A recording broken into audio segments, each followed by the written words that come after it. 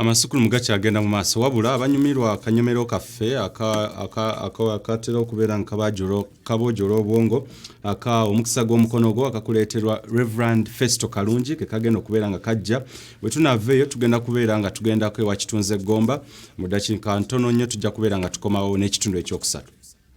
Omukisa Gw'Omukono gwo wano ku Delta TV gukutuusibwako Abantake Bakery, abakozi b'engano Kaswa Home Baking Flour, engano esinga okuba ey'omutindo.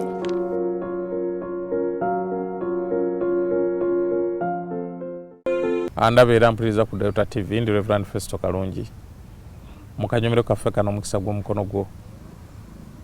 Nzize ne Zabbuli 3:7 olunyolo 14 n'olw15. Bigamba bwe ziti. Ababi basowodde ekitala baleeze omutego gwabwe okusuula omwavu n'omunafu okutta abo abatambulira mu kkubo n'amazima. Ekitala kyabwe kirufumita omutima gwabwe bo n'emitemo gyabwe girimenyeka.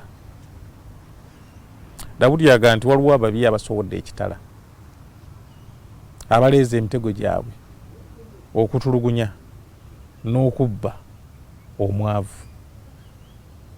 Omuntu yenna planning okutta omwavu, omuntu yenna planning okutulugunya omwavu, Bible yetugambye nti ekitala kyo kyotegese kiri kutta n'emitego gyo girimenyeka. Nsaba w'okolera awo, nsaba ku mulimu gw'okola totegekanga kutta mwavu, totegeranga omwavu emitego. Tulabye abaavu babalimbye ennaku zino tulinayo abantu abagamba nti bawola ssente.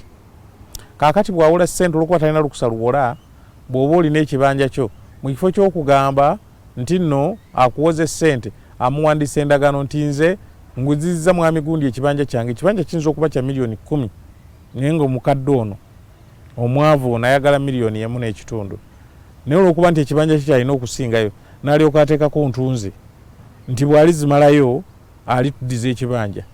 Naye olwokuba bambi bamanyi n'okubadduka n'atalaba ono lwazimuwa bwe zigaana naga nti ssente zakulemu okuwaayo kaakano ntwala mu kibanja ate bagenda okuleeta endagaano nga watunda. Kaakati ne babba mu ngeri eyo ne bateekako interest ey'amaanyi.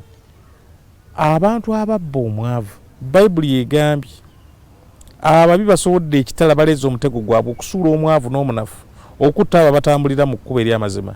Ekitala kyabwe kiri bafumita. Bw'oba badde opulaninga kubba bwavu, bw'oba opulaninga kutta baavu, bw'oba opulaninga kutulugunya muntu yenna, weegendereze kubanga Katonda agambye ekitala kiri kutta naawe waliwo ekiseera emitego gyo lwe giriggyibwawo. Genda okole naye tojooga mwavu, tonyigiriza mwavu. Mukama naawe yakujja mu bwavu kati tonyigiriza balala. Ettendo lya Katonda litambule naawe, Mukama akumpeera omukisa. Tukole.